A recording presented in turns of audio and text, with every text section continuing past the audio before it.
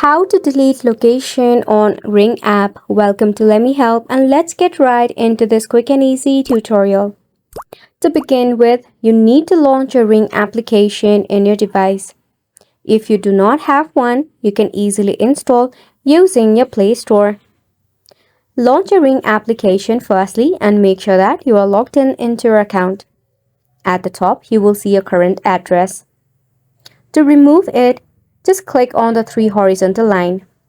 Select on the Settings button. If you scroll down, you will find a Delete Location option. Select on it and tap again for confirmation. Once you do that, now to add a new location, select on No Location and tap on Add Location. Select on Home, Business, Job Site or anywhere you want to.